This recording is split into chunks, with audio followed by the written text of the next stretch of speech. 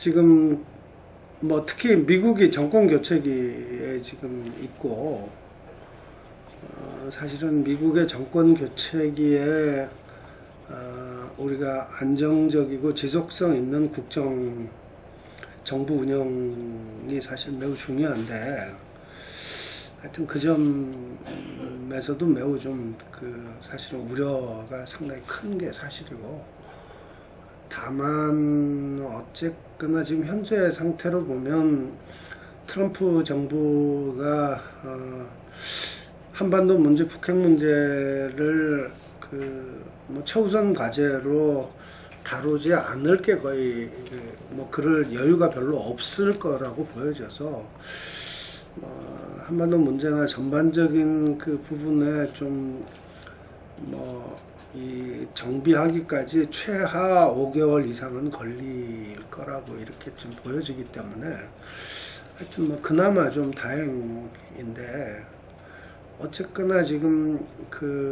박근혜 정부의 이 외교가 사실상 특히 주변 사강 외교는 완전히 지금 파탄이 난 상태이기 때문에, 사실 어떤 의미에서 이 외교안보 사령탑이 정상적으로 작동하지 않는다고 해서 지금 파탄된 외교가 더 나빠질 게 별로 없는 상황입니다. 미국과의 관계에서는 사실은 오바마 정부라고 하는 한반도 문제에 대해서 비교적 이 긍정적 영향을 끼칠 수 있는 정부였음에도 불구하고 아시아 재균형 정책이 사실상 한국을 희생양으로 해서 아시아 재균형 정책이 추진되도록 만들어버린 바람에 사실은 아시아 재균형의 최대 피해자가 돼버린 셈이고, 이건 우리 정부의 외교 기조의 문제 하고도 바로 연결이 되는 수밖에 없는 거고요. 중국의 경우는 지금 사드로 이미 외교적으로 매우 심각한 위기 상황에 있는데, 이런 사드 같은 문제가 앞으로 이렇게 사드만 있는 게 아니라 상당히 여러 가지 문제가 제기될 가능성이 있습니다. 중국과는 앞으로 아마 산 넘어 산일 가능성이 높고요. 러시아의 경우는 사실은 우리가 매우 중요한 한반도 주변 사강 외교의 한 축인데 너무 등한시했고, 그리고 예를 들면 이 크림반도 이 침공으로 인해서 한국은 이른바 대러 제재에 손들지 않았지만, 일본은 대러 제재에 손들었죠. 그럼에도 불구하고 일본은 러시아하고 몇 차례 정상회담을 했고, 그리고 이 유라시아와 관련해서 일본의 주도권을 확보하기 위한 노력을 치열하게 전개했는데, 한국은 정작 이 대러 제재의 이름을 뺐으면서도 가장 적극적으로 추진해야 될 유라시아 프로젝트에 가장 소극적으로 나서고, 사실은 제재에 이름 올린 국가들보다 더 러시아하고 관계를 악화시켜버린, 그러니까 실익이 하나도 없는 외교를 한 거죠. 일본이야 지금 말할 것도 없고, 위안부 문제라든가 지금 한일 군사정보 보호협정 문제라든가 지금 외교 현안이 쌓여 있고, 이거는 지금 단기간 내에 해결될 문제가 아니기 때문에 사실 한국 정부의 외교 역량이 시험받고 있는 게 지금 아베 정부라고 볼 수 있는데, 사실 그런 점에서 이 전반적으로 파탄난 외교를 새로 어쨌든 재정비하고 리셋하는, 그러니까 이런 과정을 불가피하게 앞으로 밟아야 될 상황인데, 현재 황교안 체제가 이렇게 좀 새로운 변화를 위한 이 정책의 유연성을 추구하기보다는 이른바 박근혜 정부 외교의 재판, 즉 일관성 유지 뭐 이런 기조로 가고 있기 때문에 사실 그로 인해서 외교 안보 꼬여 있는 외교 안보 문제가 훨씬 더 계속 꼬여고 문제가 악화될 것으로 예상되는 게 지금 사실 훨씬 더 큰 우려라고 볼 수 있습니다. 일단 뭐 현재 그 북한이 그 지니고 있는 기술적 수준으로 볼 때 단기일에 뭐 한 몇 달, 서너 달 안에 그 ICBM 발사는 저는 뭐 어려울 거라고 봅니다. 북한이 인공위성을 쏘아 올리기도 하고 했지만 ICBM은 또 별개의 문제입니다. 그래서 인공위성을 쏠 능력이 있으면 뭐 ICBM을 올릴 능력이 있다는 말은 맞지만 그러나 인공위성 기술을 ICBM에 적용하는 데는 또 꽤 많은 난관과 이게 있습니다. 그래서 저는 뭐 기술적으로도 아마 뭐 원래 가까운 시일 안에 바로 ICBM을 날리는 거는 기술적으로 아마 현 북한 조건에서는 어려울 거다라고 보여지고요. 그리고 북한 역시 지금 트럼프 행정부가 처음 맞아보는 그 유형의 정부 형태고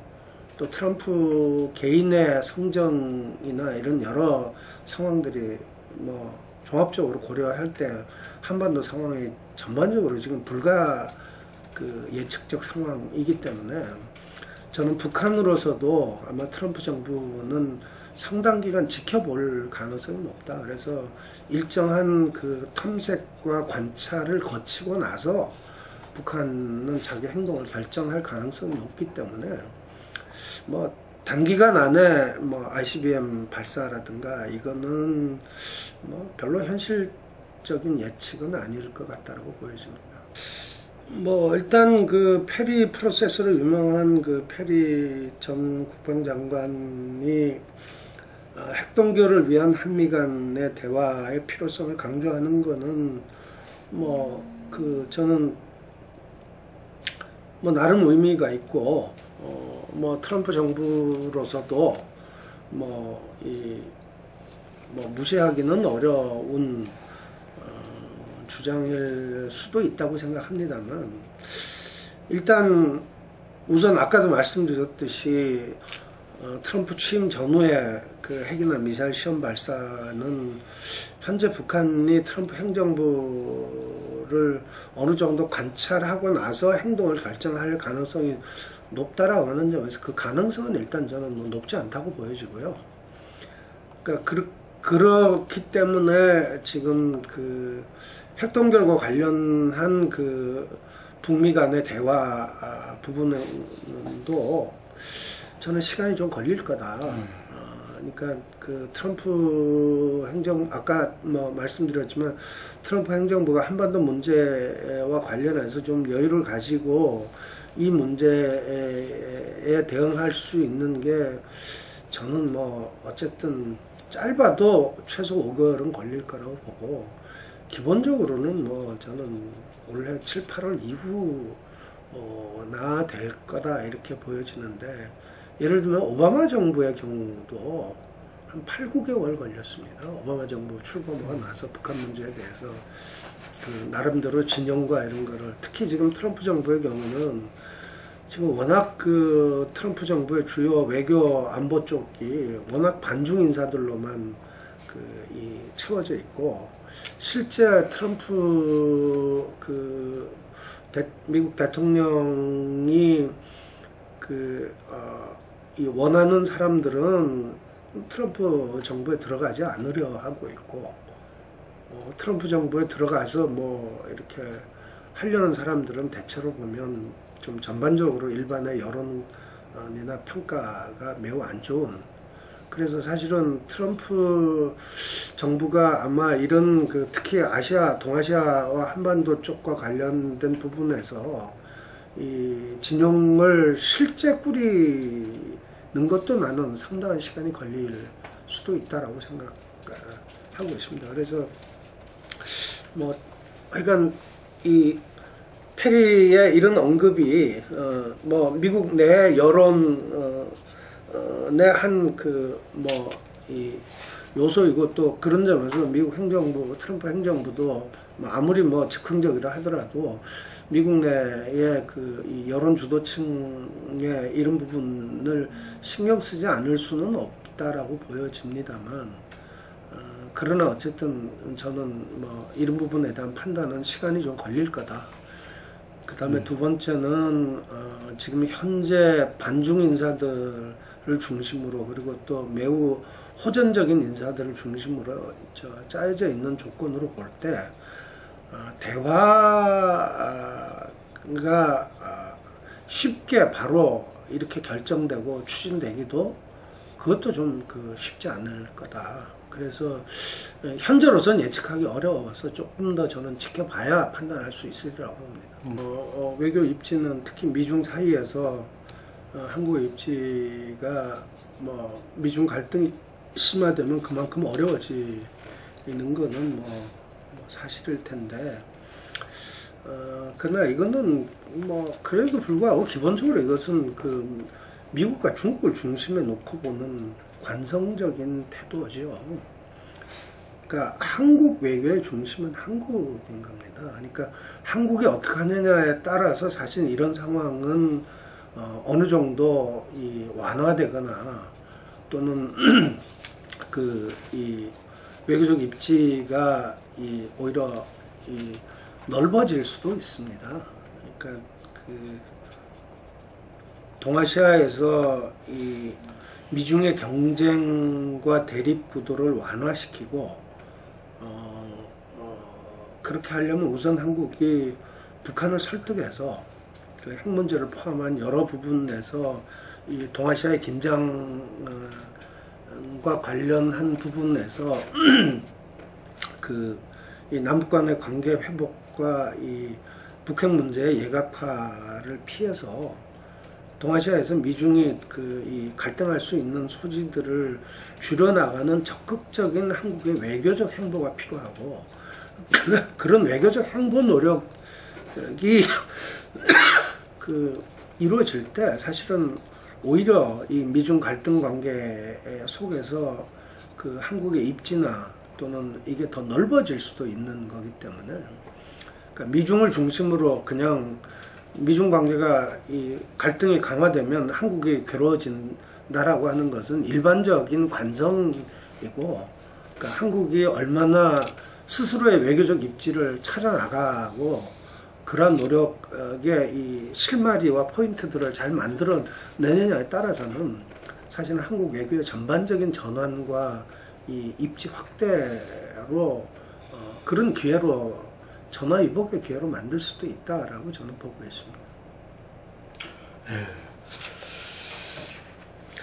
다만 한 가지 추가한다면, 트럼프는 사실은 정치보다는 오히려 경제에 더 관심이 많고, 아마 중국을 경제적으로 압박해서 미국의 경제적 이득을 확대하는, 그러니까 이런 노력의 일환으로 정치와 군사 문제를 활용할 가능성이 높기 때문에, 그 지점에서 사실은 이 지경학적 차원에서 한국이 경제적으로 상당히 어려움에 처할 가능성이 좀 있습니다.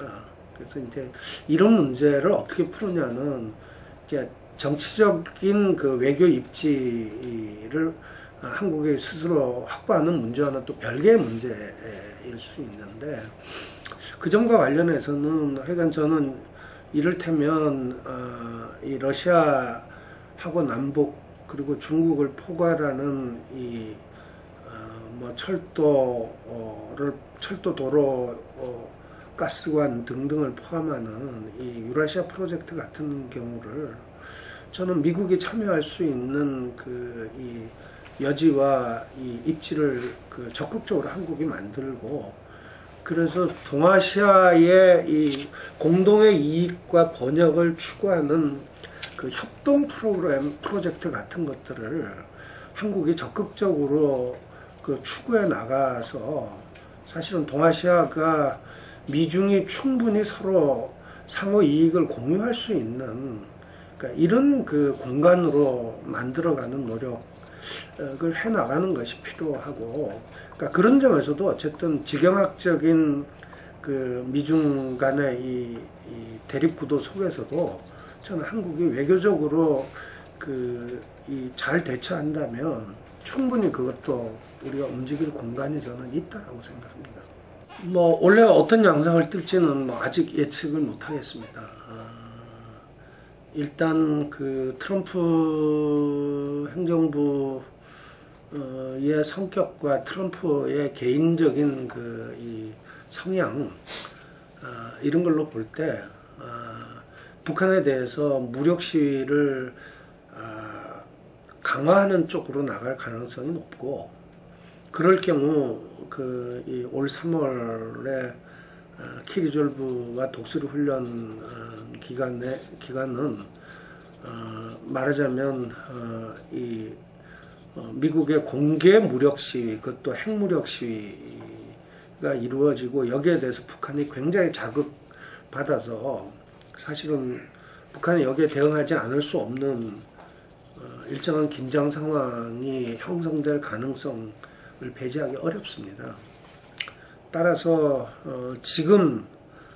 우리 정부는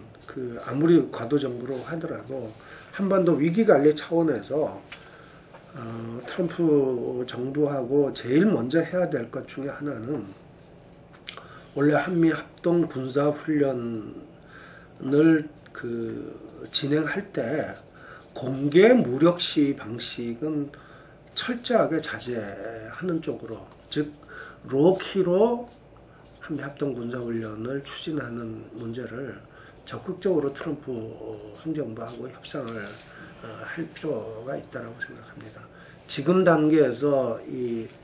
위대한 미국을 보여주기 위한 트럼프의 이 과시성 무력 시위는 한반도 상황을 굉장히 긴장으로 몰아갈 가능성이 높고, 북한의 인내력을 매우 자극할 가능성이 높고, 한반도의 지금까지의 군사 위기의 상황과 구조로 보면 그럴 경우 어디서부터 이 불꽃이 튈지 알 수 없는 상황으로 갈 수도 있습니다. 그 관리를 매우 잘 하는 것이 지금 현재 과도 정부가 해야 될 매우 중요한 고리 중에 하나일 겁니다. 대선 주자들이 현 시점에서 한반도 문제, 남북 관계와 관련해서 가장 중요하게 판단하고 발언해야 될 지점이, 저는 한반도의 매우 심각하고 확대된 군사 위기와 관련해서 이것을 어떻게 누그러뜨리고 한반도가 평화적인 이 프로세스를 밟아서 이 정세를 호전시켜 갈 수 있도록 하는 실마리를 어디서 잡을 거냐 하는 부분에 대한 자신들의 입장과 지혜를 내놓는 게 다른 문제를 떠나서 제일 중요한 문제라고 생각합니다. 북한은 지금 이미 노골적으로 그런 입장을 표현하고 있습니다. 북한의 입장을 반영하는 일본 청년의 조선신보 같은 경우는 남측의 민심을 반영하는 정부가 들어서면 언제든지 관계 개선한다, 이런 얘기를 계속 하고 있고, 그래서 어쨌든 북한은 차기 정부, 새로운 정부가 들어서게 될 경우 박근혜 정부와는 다른 이 상황이 될 거라는 거에 대한 기대를 노골적으로 감추지 않고 있습니다. 다만 어쨌든 북한이 한반도 문제와 관련해서 그러니까 소위 통미봉남 같은 방식이나 그러니까 남측의 입장을 남측 정부에 기대를 한다라고 하는 것이 결국은 통미봉남 같은 이런 식의 기조하에서 그냥 남측 정부를 적절히 북한이 필요한 거 얻는 이런 걸로 봐서는 안 되고, 오히려 그러니까 남쪽을 통해서 미국과의 관계 개선과 국제사회에 이 북한의 연착륙들을 실제로 추진해 나가는 노력을 진행해 나가는 것에 대해서 북이 진지하게 검토를 해야 된다는 거죠. 사실은 남쪽 정부의 협력과 도움을 얻지 않고 지금 북한이 고립된 상황을 피해갈 방법이 없습니다. 미국과 뭐 협상한다고 남쪽을 배제하고 미국과 협상한다고 그게 되는 게 아니라는 게 지금 지난 9년의 세월이 보여주는 거거든요. 그런 점에서 어쨌든 저는 뭐 북한이 단순히 그냥 이 차기 정부에 기대한다는 것이 뭐 그런 그냥 뭐 좀 그냥 대화 신용하는 정부를 바란다는 게 아니라 좀 앞으로 북한의 운명과 관련해서 남북 관계를 중심적으로 풀어내고 이 힘을 바탕으로 해서 어쨌든 동아시아 질서 변동에 힘을 합쳐 대응해 나가는 이런 정도의 입장 변화까지도 저는 북이 있어야 된다고 생각합니다. 사드 배치 문제는 롯데가 뭐 매우 지금 뭐 곤란한 상황에 놓여 있고 그렇기 때문에 사실은 야당이 일치해서 차기 정부로 넘기겠다는 뭐 입장을 분명히 하면 뭐 내각 문제도 미루겠다는 게 뭐 롯데 입장인 걸로 저는 알고 있어요. 그런데 이제 문제는 지금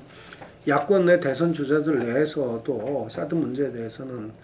이제 강원의 차이, 대응의 차이들이 좀 있고 일치된 목소리가 이제 나오지 않고 있는데 뭐 그러니까 아마 롯데도 좀 어려움에 처해 있을 텐데 저는 뭐 개인적으로 지금 제일 문제가 되고 있는 게 안희정 지사나 아마 문재인 후보의 아마 발언이지 않을까. 한미 사드 배치와 관련된 한미 합의는 존중돼야 된다라는 뭐 아마 표현일 것 같은데 저는 그 얘기는 뭐 그냥 액면 그대로 저는 뭐 좀 받아도 되는 거 아닌가 싶습니다. 어쨌든 사드 배치와 관련해서 한미 간의 합의가 이루어진 건 사실이고 뭐 그것을 없었던 일로 처리하는 것은 외교적으로 사실은 적절치 않은 거기 때문에 오히려 이 사드 배치와 관련한 기왕의 뭐 합의는 뭐 무시될 수 없는 것으로서 뭐 존재하고 있다는 객관적 사실은 인정해야 되는 거고 다만 사드 배치가 국회 비준과 그다음에 국민적인 동의 과정을 충분히 거쳐서 차기 정부에서 그런 프로세스를 밟아서 사드 배치에 대한 결정과 논의를 정상적인 프로세스로 밟아 나가야 한다라고 하는 점에서는 저는 뭐 대체로 다 아마 일치하고 있는 야권 주자들이 일치하고 있는 얘기 아닌가라고 생각하기 때문에 그런 차원에서 저는 사드 문제와 관련해서는 이미 현실적으로 저는 이 문제는 차기 정부로 넘어갈 수밖에 없는 물리적으로도 뭐 그럴 수밖에 없는 상황에 저는 있다고 봅니다. 뭐 그래서 사드 문제는 매우 중요한 문제지만 이거는 이미 저는 차기 정부에 넘어간 공이다. 뭐 롯데도 뭐 사실상 그렇게 지금 보고 있는 거 아닌가라고 저는 생각합니다. 이런 얘기하는 것 자체가 롯데가 사실은 상황에 대해서 사드 상황의 엄중함을 어쨌든 뭐 스스로도 뭐 파악하고 있다는 얘기죠. 뭐 저는 사드 문제와 관련해서 중국은 자신들의 이 핵심 이익을 건드리는 문제다라고 판단하고 있다는 입장을 뭐 분명히 하고 있고 그렇기 때문에 사드 배치가 강행될 경우 이 군사적인 압박과 보복 조치까지도 뭐 할 거다라고 저는 뭐 봅니다. 그리고 이미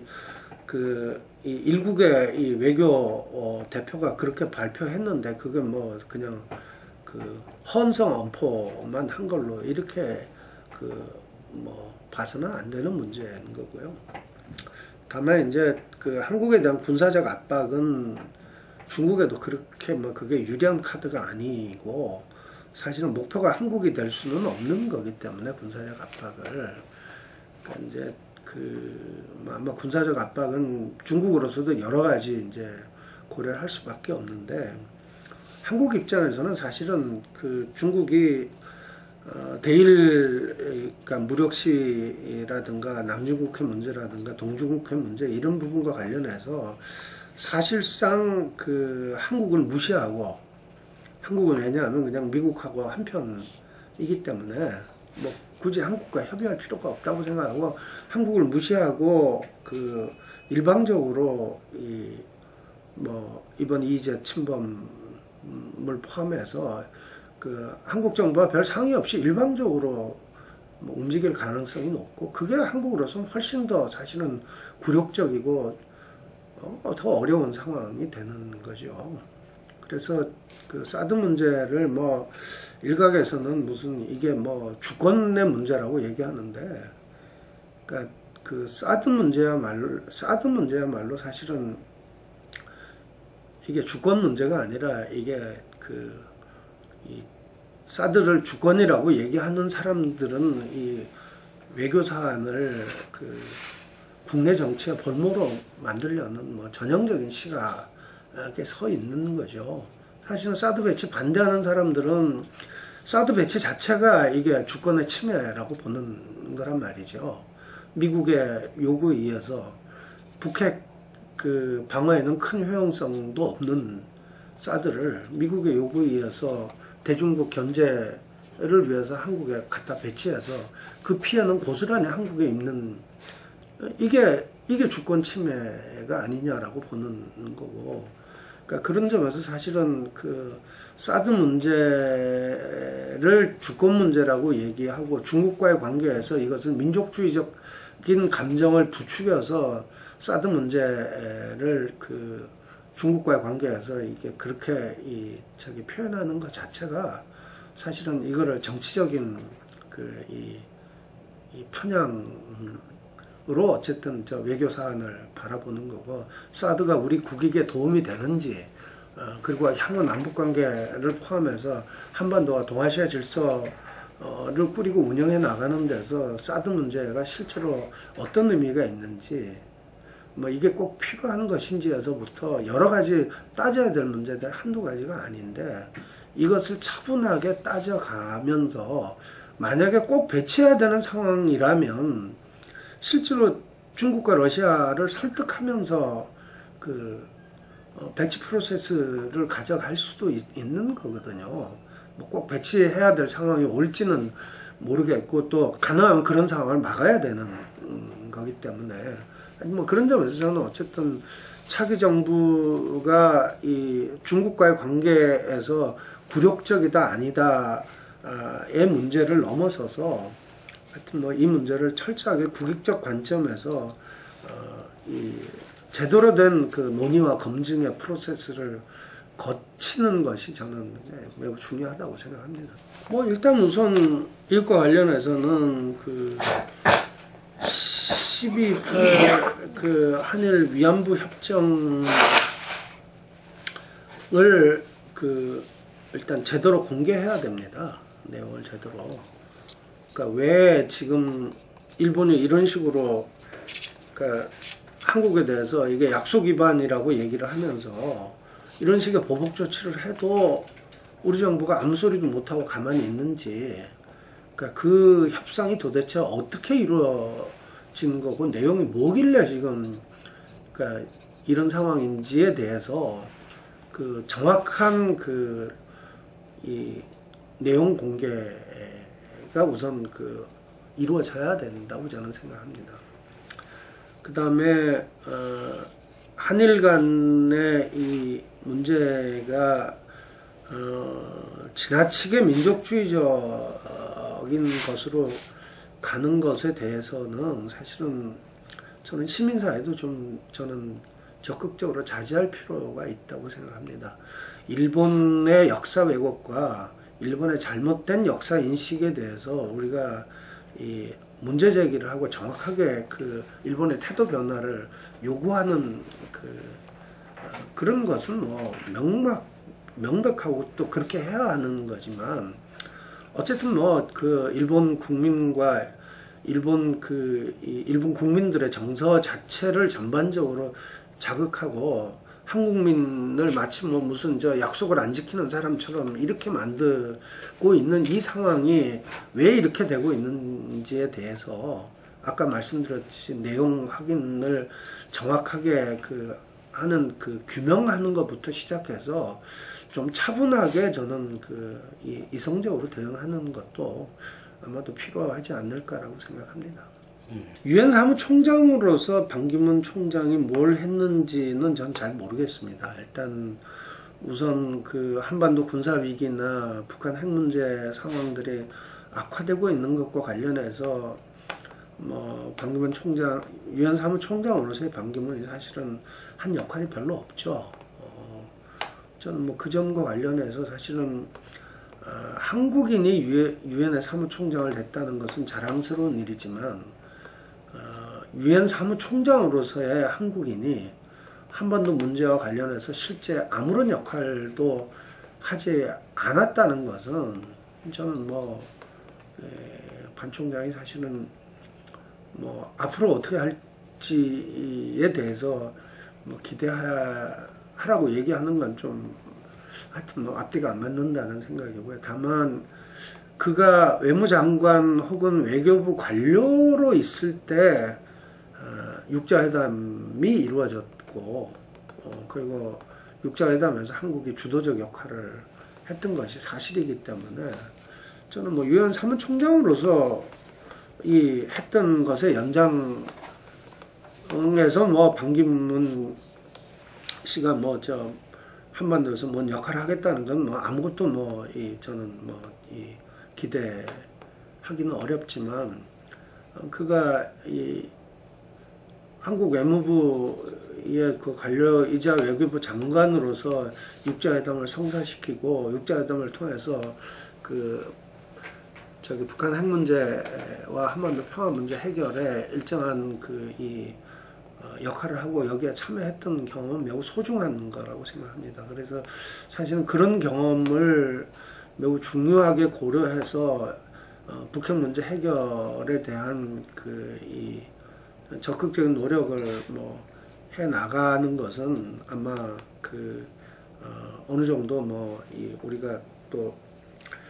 과거에 그런 경력을 가지고 기대할 수 있지 않을까 생각합니다만, 다만 두 가지 전제는 있습니다. 하나는 그 시절은 외교부가 주도한 것이 아니라 청와대 NSC가 이 육자회담 상황을 주도했었기 때문에 반기문 장관의 역할이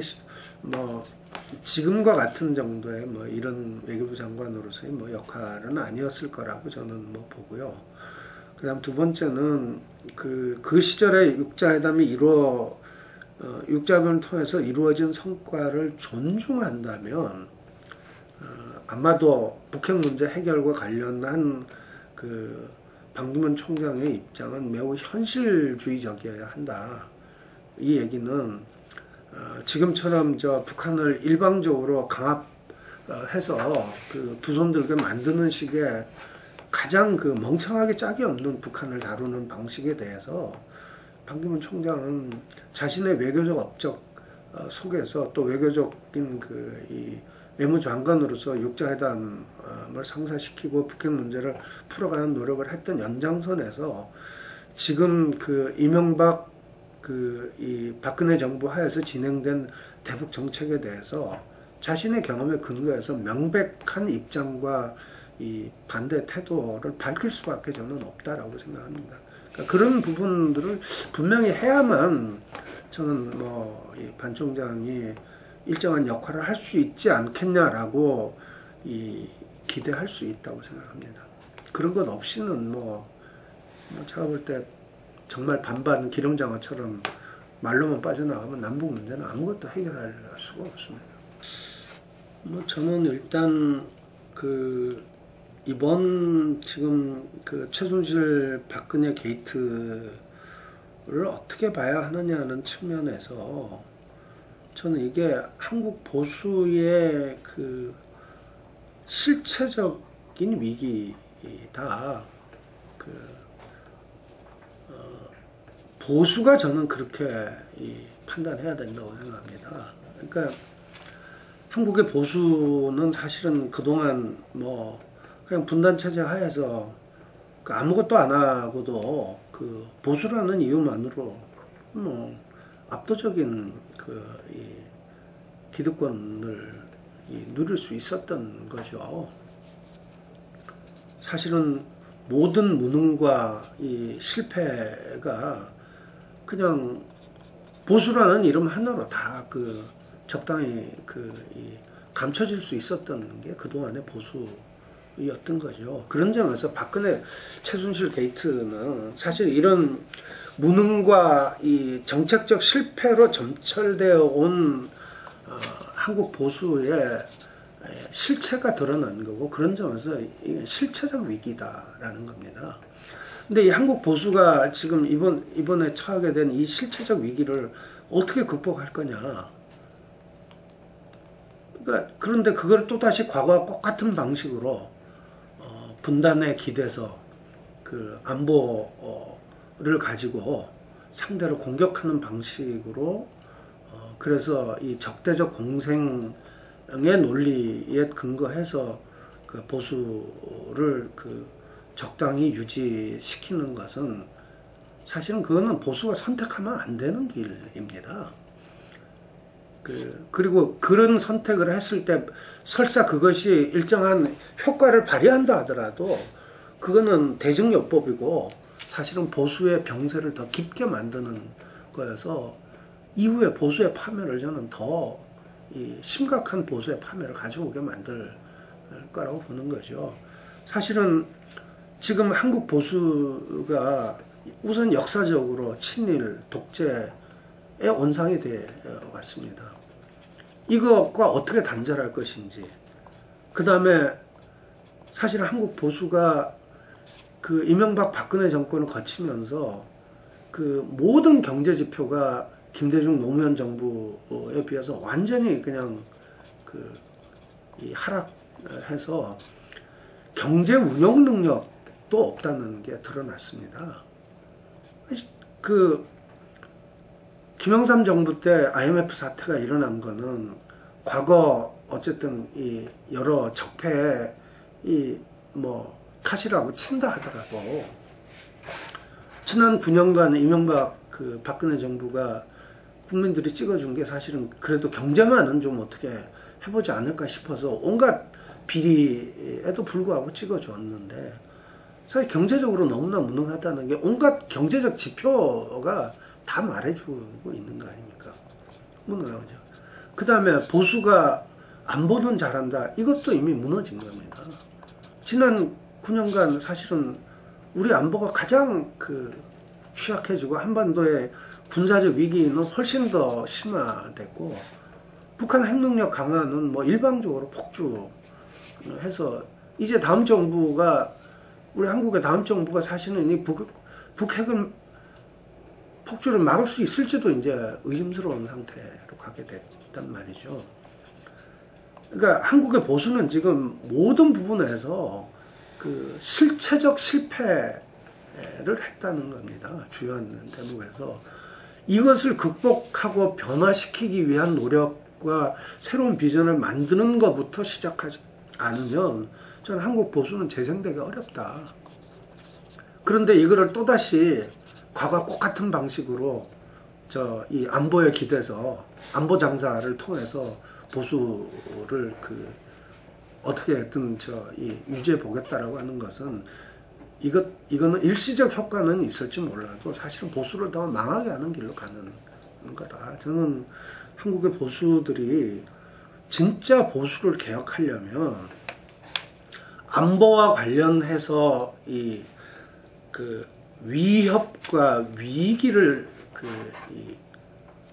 조장할 게 아니고 니들이 하면 이 안보가 위태로워진다라고 얘기할 게 아니라 한국의 보수가 그동안 얼마나 안보를 위태롭게 만들어 왔는지에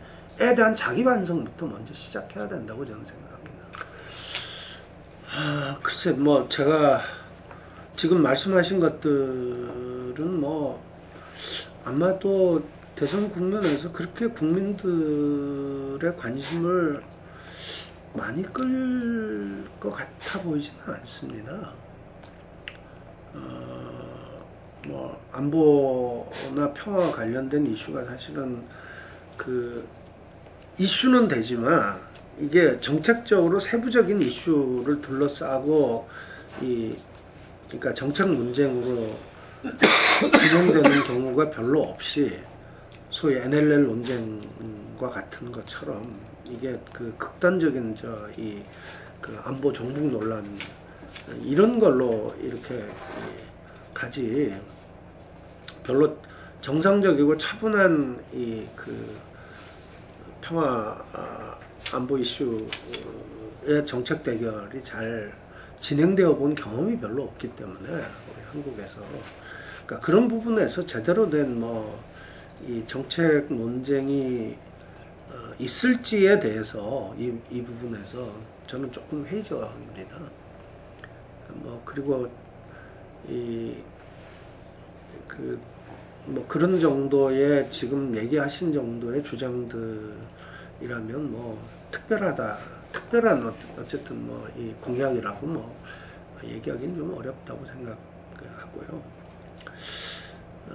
저는 중요한 거는 어쨌든 김대중 노무현 정부 어게인 김대중 노무현 이거는 좀 아니다. 그러니까 우리가 그 이명박 박근혜 정권을 잃어버린 9년이라고 얘기할 경우 저는 그 얘기 틀린 얘기는 아니라고 생각하지만 보수들도 마찬가지로 잃어버린 10년이라고 얘기를 했던 거죠. 근데 사실은 그 잃어버린 10년 동안에 남북관계에 얼마나 많은 변화가 있었습니까? 저는 잃어버린 9년에서도 우리가 반면 교사로서 저는 교훈을 얻어야 된다고 생각하고요. 그런 점에서 그냥 어게인 과거 민주정부가 아니고 이제 좀 더 변화된 환경에 맞는 새로운 비전과 담론을 저는 제시하는 노력을 해야 된다. 특히 남북관계에서는 그러니까 다시 한번 햇볕 정책, 다시 한번 평화 번영 정책은 틀린 말은 아니지만 거기에 담겨 있는 저는 고민의 정도는 한반도의 심각성을 해결할 만큼